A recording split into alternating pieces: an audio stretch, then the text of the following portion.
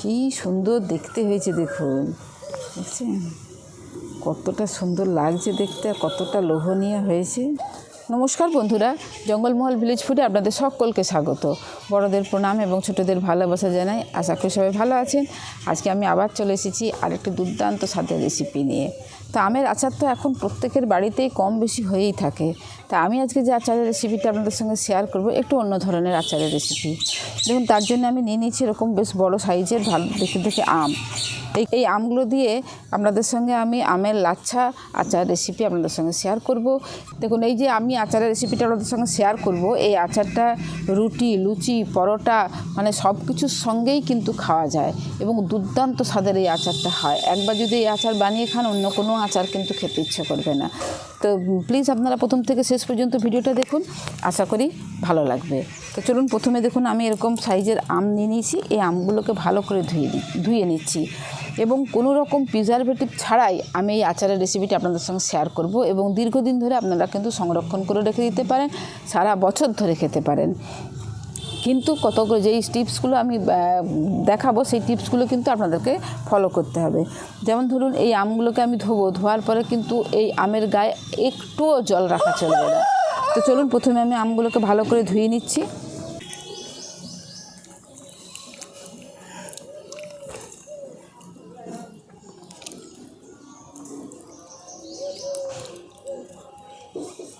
দেখুন, এই আমগুলোকে আমি খুব ভালো করে ধুয়ে নিয়েছি। এরকম একটা পরিষ্কার সুতির কাপড় নিয়ে নিয়েছি।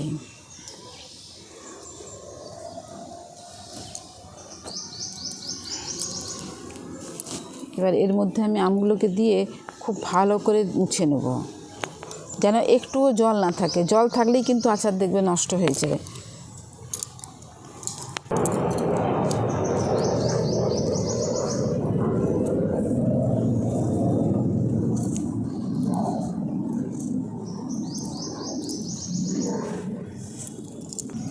এই দেখুন, আমগুলোকে খুব ভালো করে আমি ধুয়ে শুকনো করে নিয়েছি। এবার দেখুন, আমগুলোকে যে রাখবো আমি, সেই জায়গাটাও কিন্তু আমাদের শুকনো রাখতে হবে, একটুও জল থাকা চলবে না। এরপর আমি আমগুলোকে কেটে নেব।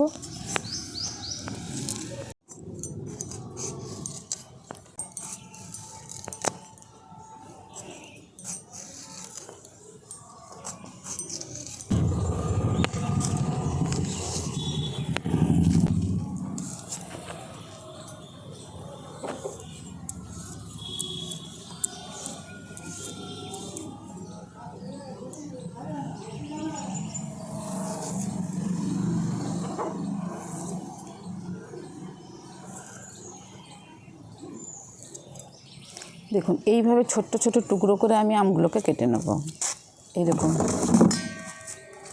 এইরকম ছোট্ট ছোট টুকরো করে।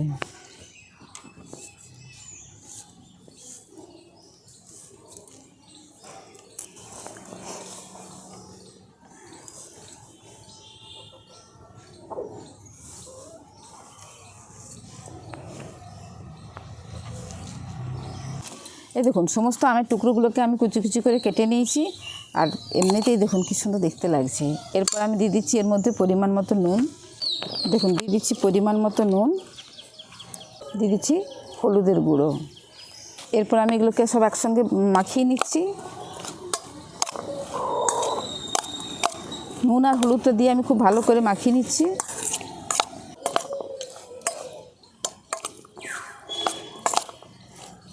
দেখুন, নুন হলুদ দিয়ে খুব ভালো করে আমি মাখিয়ে নিয়েছি আমগুলোকে। এরপর এখানে নিয়ে নিয়েছি চিনিটাকে আমি গুঁড়ো করে নিয়েছি। আপনারা যদি মনে করেন গুঁড়ো না করলেও হবে, তা আমি এই চিনি গুঁড়োটাকেও দিয়ে দিচ্ছি। এখানে আমি নিয়ে নিয়েছি প্রায় 600 মতো আমটা ছিল। এরপর আমি এখানে 300 গ্রাম চিনিকে আমি গুঁড়ো করে নিয়েছি। এবারে এই চিনির গুঁড়োটাও আমি দিয়ে দিচ্ছি এর মধ্যে।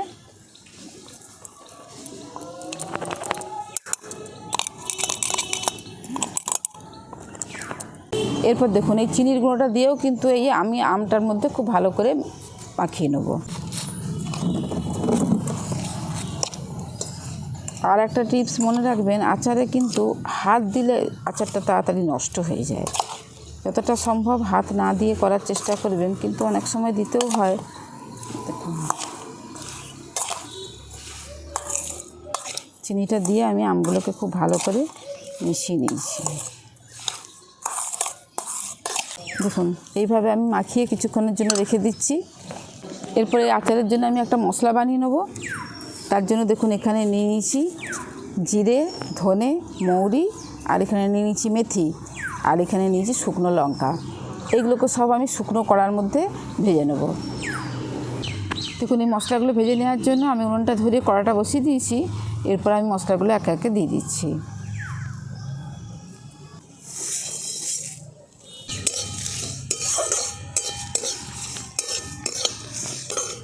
দেখুন এতটা মশলা কিন্তু আমার ওই আচারটার জন্য লাগবে না, কিন্তু যেহেতু আমি সারা বছরের জন্য বানাবো, পরে আরও আমি এরকম আচার বানাবো, তার জন্য মশলাটা আমি একবারই তৈরি করে রাখছি।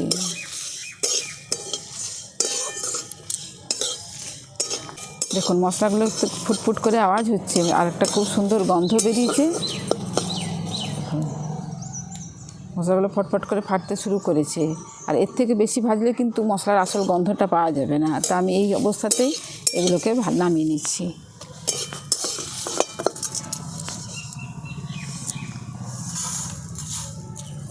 এদিকে দেখুন আমি যে আমটাকে মাখিয়ে রেখেছিলাম, এ দেখুন কত জল বেরিয়েছে দেখুন আমের থেকে। আর এই জলটা দেখুন, জলটা কিন্তু কোনো পাতলা জল নয়। এই দেখুন, দেখছেন? এই দেখুন, এই যে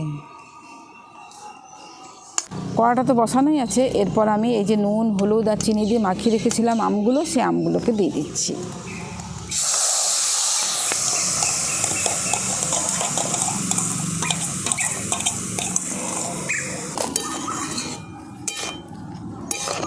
দেখুন আমটাকে তো আমি বসিয়ে দিয়েছি কড়ার মধ্যে। এরপর আমি একটুখানি নেড়ে নেবো এটাকে। এই দেখুন চিনিটা আরও বেশি ভালো করে মেল্ট হয়ে গিয়ে দেখুন কতটা জল বেরিয়েছে।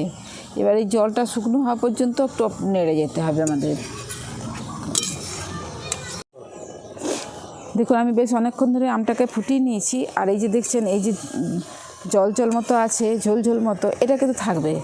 এটা কিছুক্ষণ পরে কিন্তু ঠান্ডা হয়ে গেলে এটাকে টেনে যাবে। আর কী করে বুঝবেন যে আচারটা হয়ে গেছে? প্রথম দেখুন আমের কালারগুলো কিন্তু দেখুন চেঞ্জ হয়ে গেছে। এই দেখুন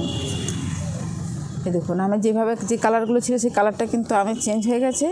এরপর এই যে আমের এই যে জুসটা, এটা এরকম খুন্তির মধ্যে নেবেন, নিয়ে হাতে করে নিয়ে এইভাবে দেখবেন, এই যে এই একতার হচ্ছে, এই যে তার মানে বুঝবেন যেটা হয়ে গেছে। দেখুন এরপর আমি অল্প একটুখানি দিয়ে দিচ্ছি লঙ্কার গুঁড়ো। এটা আপনারা নামিয়েও দিতে পারেন। এই যে ভেজে রেখেছিলাম মশলাটা, সেই মশলাটাও দিয়ে দিচ্ছি। এরপরে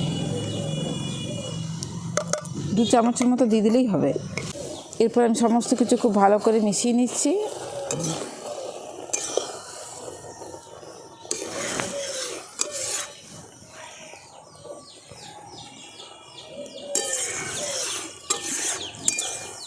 দেখুন মশলাটা দেওয়ার পর আমি খুব ভালো করে মিশিয়ে নিয়েছি, আর তৈরি হয়ে গেছে আমাদের কাঁচা আমের লাচ্ছা আচার। কি সুন্দর দেখতে হয়েছে দেখুন, দেখছেন কতটা সুন্দর লাগছে দেখতে, আর কতটা লোভনীয় হয়েছে। এরপর আমি এটাকে নামিয়ে নিচ্ছি। আর বলুন বা যে কোনো জিনিসেই কখনোই কিন্তু প্লাস্টিকের জায়গায় তুলবেন না। এবং শুধু আচার বলে নয়, গরম জিনিসও কিন্তু কোনো গরম খাবার এই প্লাস্টিকের জায়গায় কিন্তু তোলা উচিত নয়। তো আমি দেখুন কাঁচের বাটির মধ্যে নিয়ে নিয়েছি। আর কত সুন্দর হয়েছে না আচারটা? এই দেখুন কতটা লোভনীয় লাগছে কাঁচা আমের লাচ্ছা আচার। দেখুন তৈরি হয়ে গেল কাঁচা আমের লাচ্ছা আচার রেসিপি। আর কতটা লোভনীয় হয়েছে দেখতে, সেটা তো আপনারা দেখতেই পেলেন। তো আজকের রেসিপি আপনাদের কীরকম লাগলো অবশ্যই কমেন্টে জানাবেন। আর এই কাঁচা আম থাকতে থাকতে অবশ্যই বাড়িতে একবার বানিয়ে খেয়ে দেখবেন। এটা একরকম সুবিধা হচ্ছে, কোনো রকম তেল ছাড়াই একটা আচার তৈরি হচ্ছে, যেটা এটাকে অনেক দিন পর্যন্ত সংরক্ষণ করে আমরা রাখতে পারি। সারা বছর এটা সংরক্ষণ করে খাওয়া যায়। ভাত, রুটি, লুচি, পরোটা সমস্ত কিছুর সঙ্গেই কিন্তু এটা খুব ভালোভাবে খাওয়া যায়। তো আজকের রেসিপি আপনাদের কীরকম লাগলো অবশ্যই কমেন্টে জানাবেন। আর বাড়িতে এরকম কাঁচা আম থাকতে থাকতে একবার বানিয়ে খেয়ে দেখবেন। ভালো লাগলে জঙ্গলমহল ভিলেজ ফুড চ্যানেলটিকে লাইক, কমেন্ট, শেয়ার করবেন এবং প্লিজ সাবস্ক্রাইব করে দেবেন। পাশে থাকা বেল আইকনটি প্রেস করবেন সবার আগে নোটিফিকেশান পাওয়ার জন্য। আর যারা ফেসবুক থেকে দেখছেন তারা প্লিজ পেজটিকে ফলো করে আমার সঙ্গে থাকবেন। প্রত্যেকেই ভালো থাকবেন, সুস্থ থাকবেন, সাবধান থাকবেন। আজকের ভিডিওটা আমি এখানে শেষ করছি। আবার আপনাদের সঙ্গে দেখা হবে পরবর্তী আরেকটি ভিডিওতে।